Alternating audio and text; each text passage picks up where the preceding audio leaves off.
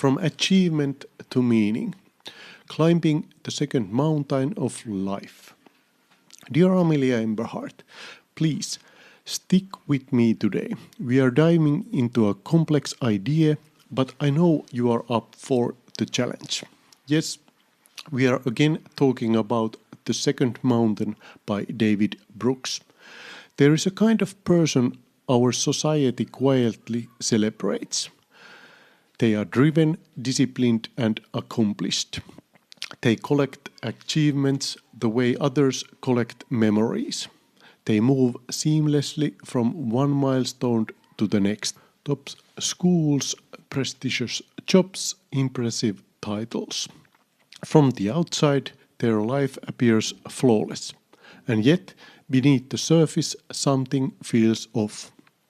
This is the story of the insecure overachiever and the deeper journey that follows. The insecure overachiever. For many, adulthood becomes a continuation of school. The rules are familiar. Work hard, perform well, collect recognition.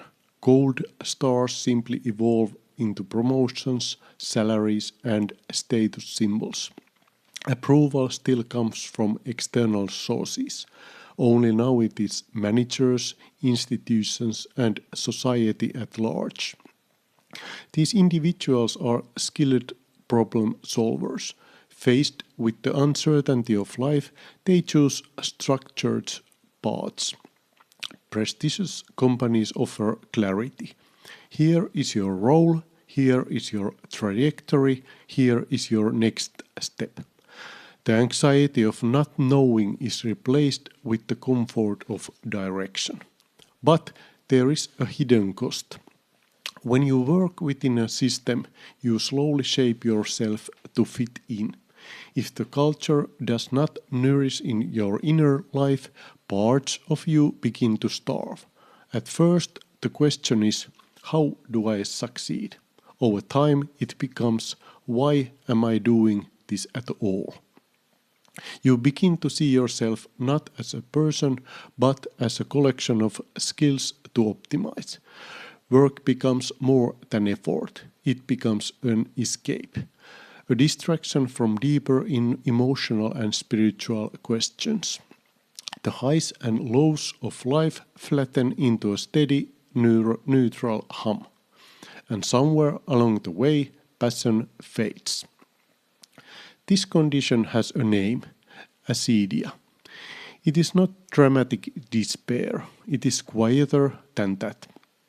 It is a dullness of the soul, the quieting of passion. It is a lack of care, a life that looks complete from the outside but feels disconnected within. Your heart is over there, your life is over here. And no amount of achievement can bridge that gap. The valley. Eventually something cracks. You reach a point where success no longer satisfies. What once motivated you now feels hollow. The life you build no longer feels like your own. This is the valley. At first there is denial.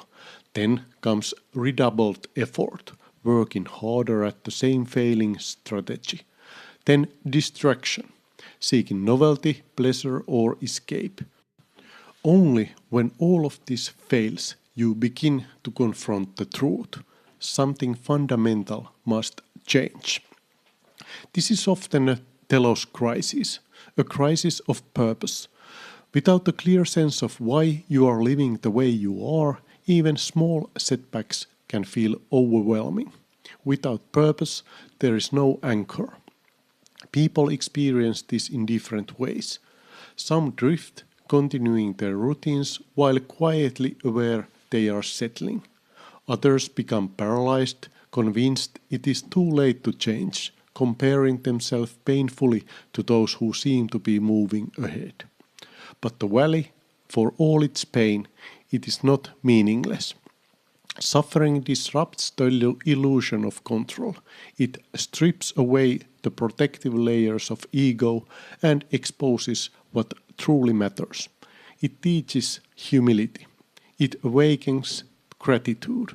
It calls you to respond. You do not emerge from the valley as you were. You emerge changed. The wilderness. If the valley breaks you open, the wilderness reshapes you. Suffering. Wait and see what it has to teach you. This is a space of solitude and reflection, a deliberate step away from the noise, expectation, and constant validation. Here, distractions fall away, and what remains is yourself, unfiltered. In this quiet, something important happens. You begin to listen, not to the voice that seeks approval of or status, but to something deeper, a more honest voice, one that is patient, uncertain, and real. The wilderness teaches negative capability, the ability to remain in uncertainty without rushing to conclusions. It challenges the ego, which craves clarity, control, and admiration. Over time, the ego shifts. It no longer commands, it serves. You begin to see that the version of yourself you were trying to project, the impressive, polished identity, was only a surface layer. Beneath it lies something more grounded, more human, more connected. You realize you are not who you were trying to prove you were. You are something deeper, a much better person than your ego ideal. Heart and soul. In this deeper place, two forces come into focus, heart and soul. The heart is defined by desire, not shallow wants, but deep longings, to care, to connect, to devote yourself to something meaningful. The soul is your moral center. It calls you toward what is good, what is right, what is worthy of commitment. In the valley, you begin to understand that you are not just a mind designed to achieve. You are a whole person, capable of love, responsibility, and purpose. Transformation requires loss. The old self, the ego-driven identity, must give away. Only then can something more authentic emerge. And when it does, the new path appears.